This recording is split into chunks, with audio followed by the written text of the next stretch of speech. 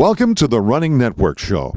Join us each time as we explore the people, the places, and the events that shape our great sport.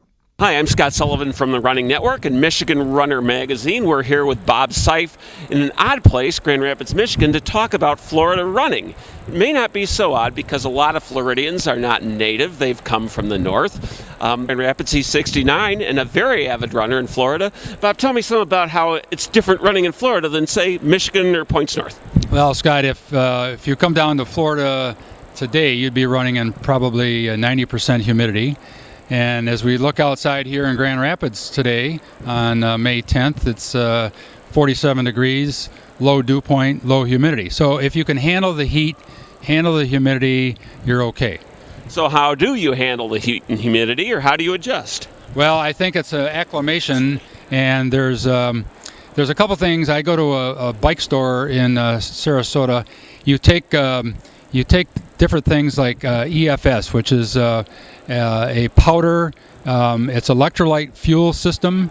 You also take a tablet called Fizz, which is like the old Alka-Seltzer tablet, and these have amino acids in it, and it hydrates your body. And the best thing is to take it before the event, even during the event, and after. So there's ways to hydrate, and you just have to be smart. Not too much coffee that morning, not too much alcohol the night before, and you'll be fine. Would I be wrong in assuming that Florida, being a noted or notorious, depending, retirement state, that the age group turnouts and races there might be a little bit more skewed or more competitive towards people, say, in your age group, or not? Yes, they would be a little bit more skewed, and it's a situation where they have age groups 70 and over, and sometimes my friends that are 70 are upset because they want it to be 70 to 74, they want it to be 75 to 79. So the mean age, I think, in Charlotte County, just south of us, is probably one of the highest mean ages in all of Florida. And yes, you've got the retirees down there, but you have a lot of active retirees, which is good. Which is wonderful, yeah. So do you lobby to skew the age groups to, we have a few people here in Michigan who want 80 and older, 85 and older, 90 and older as they get on. Is that more of an effort there, or do they pretty much have competitive age groups on up to a reasonable level? Yeah, they do, but you have to look at the race and look at the age divisions. And if you don't like it 6 months out, you can call the race director, and a friend of mine has done that, and they have changed it back to 5-year increments. Excellent, excellent. Well, what are some highlights? I mean, there's a lot of great races in Florida. Tell me some of your favorites. Well, one I've never done, but a lot of my friends have, is up at Disney.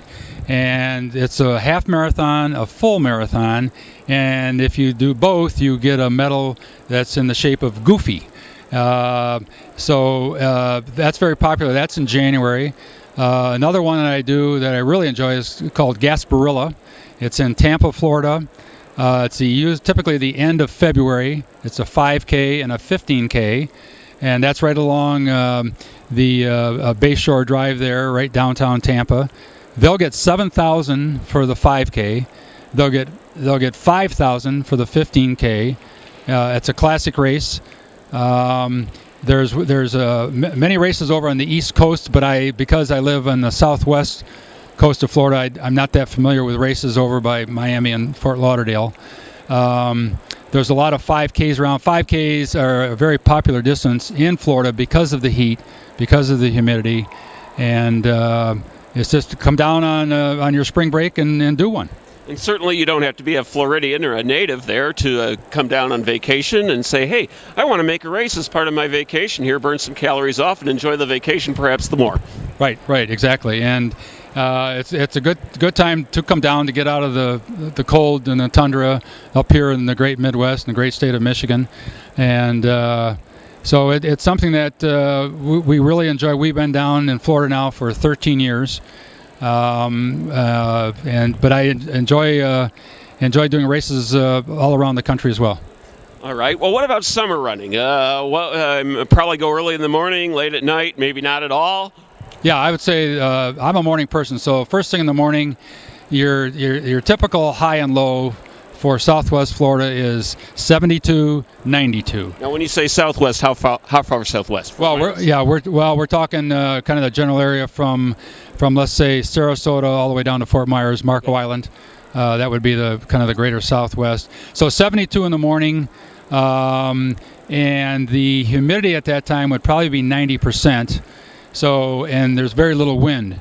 So if you can handle that humidity, you're good to go there. But then as the humidity goes up throughout the day, the temperature, as the temperature goes up from 72 to 92, then your humidity starts going in the reverse direction.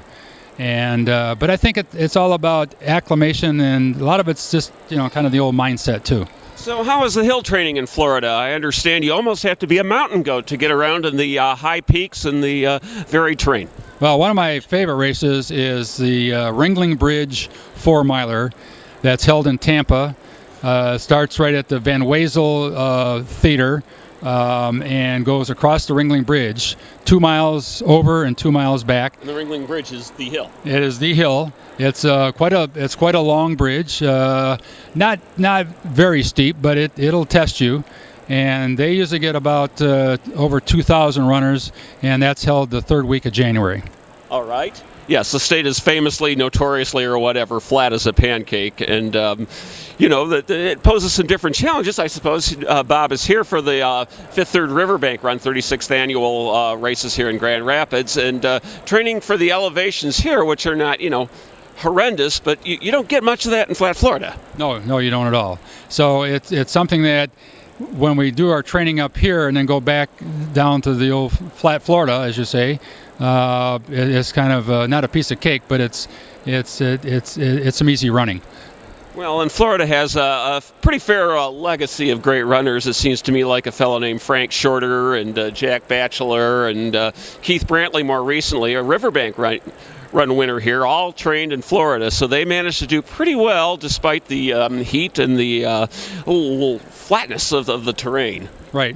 Those names you mentioned are some classic names, and I remember talking to Boston Bill Rogers here last year, who came for the 35th annual, and his theory on hills, and he won, I believe he's won 4 Bostons, is he on the uphill, especially the hills in Newton, he would maintain on the uphill, get to the crest, and then really just push the downhill as hard as he could. He would just hammer it away, and that's how he would beat the field. And he beat the field on a pretty regular basis. A great legendary runner and a savvy one as well. Well, any final parting tips for people who might be comprehending either a vacation or retirement to Florida and continuing their running lives? Well, I would just say look at your calendar, get your flight early. If you can get a direct flight, the more the better in that situation. Tampa is an easy airport in and out of. Fort Myers is also an easy airport. They renovated it about 4 or 5 years ago, and just look at the calendar, book a flight, and come on down. Come on down and do it. Hey, thanks, Bob. Appreciate you taking the time. Thank you, Scott.